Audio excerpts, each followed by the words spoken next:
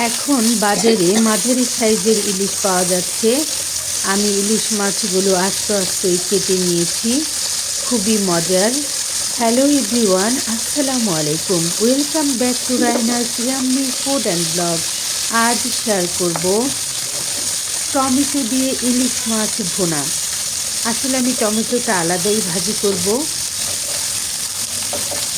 Tomato দিয়ে ইলিশ মাছ ভুনা করার জন্য আমি প্রথমে ইলিশ মাছগুলো খুব ভালোভাবে ভেজে নিচ্ছি, একদম মুচমুচে করে ভেজে নিচ্ছি। যেহেতু আমি ইলিশ মাছ টমেটোর ভিতরে দেবো না, এর জন্য যেভাবে আমরা মাছ ভাজা খেয়ে থাকি ওভাবেই ভেজে নিচ্ছি। সব ধরনের মশলা মেখে আমি মাছগুলোকে এই তো প্যানের মধ্যে ভেজে তুলে নিচ্ছি।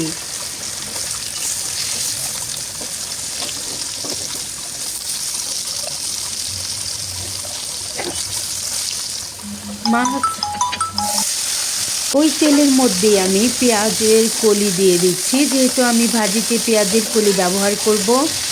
পেঁয়াজের কলিগুলো আমি ছোট ছোট করে কেটে নিয়েছি। দিয়ে দিচ্ছি পরিমাণ মতো লবণ। এগুলো আমি একটু ভালোভাবে ভেজে নিচ্ছি, মানে আধা আধা সিদ্ধ করে নিচ্ছি ভেজে ভেজে।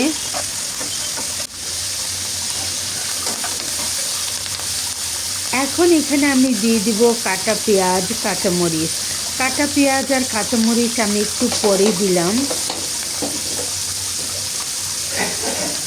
আগে পেঁয়াজের কলিটাতে আমি একটু ভালো ভেজে নিলাম, যাতে করে একসাথে রান্না হয়ে যায়। পেঁয়াজের কলি হতে একটু সময় লাগে।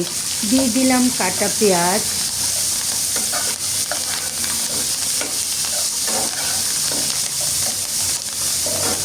কাটা পেঁয়াজ দিয়ে একটু নাড়াচাড়া করে নিচ্ছি।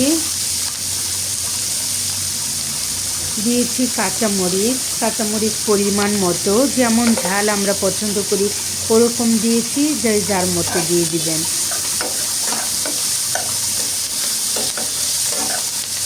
এখন এগুলো প্যানের মধ্যে ভেজে নিচ্ছি। আমি লবণ আগে থেকেই দিয়েছি।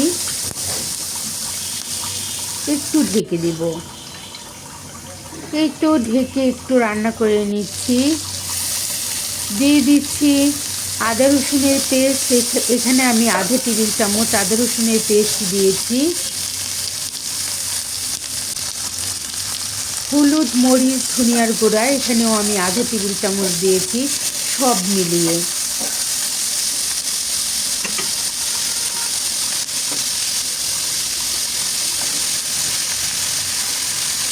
মাছ মেখে রেখেছিলাম ওই বাটিটাও আমি ধুয়ে অল্প একটু পানি দিয়েছি, খুবই সামান্য, যেহেতু আমি টমেটো দিব, পানি দেবার দরকার নাই। এই তো টমেটোগুলো আমি চিকন চিকন লম্বা করে কেটে নিয়েছি। আধা কাঁচা আধা পাকা টমেটো, খুবই মজার। বাজারে এখন প্রচুর টমেটো। এই তো ঢেকে রান্না করছি।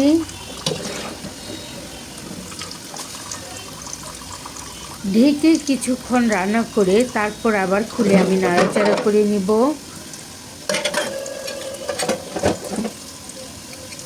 কোনো ধরনের পানি ব্যবহার করছি না। এই তো একটু একটু এমনিতেই পানি উঠেছে।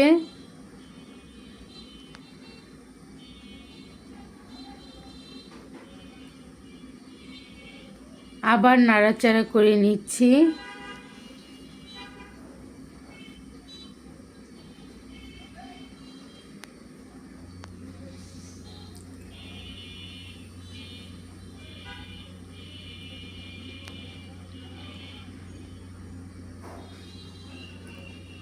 নাড়াচাড়া করে ঢেকে আবার কিছুক্ষণ রান্না করে নিয়েছি। আমি 10 মিনিটের মতো রান্না করে নিয়েছি, মাঝে মাঝে নেড়ে দিয়েছি। দেখতেই পাচ্ছেন ভাজিটা আমার প্রায় হয়ে গেছে।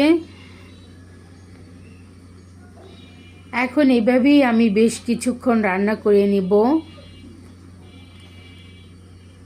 এই তো এখন রান্না হয়ে গেছে, দেখতে পাচ্ছেন কতটা ইয়াম্মি লাগছে। আসলে এই টমেটো ভাজিটা খেতে মজা। কিছু ধনেপাতা অ্যাড করলাম। এখন আমি ভাজিটা নামিয়ে নেব।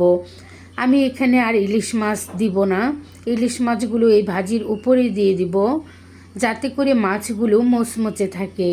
খুবই মজাদার এই রেসিপিটা ট্রাই করতে পারেন। যারা জিরা পাউডার পছন্দ করেন তারা জিরা পাউডার দিতে পারেন, এতে করেও খুব মজা হয়।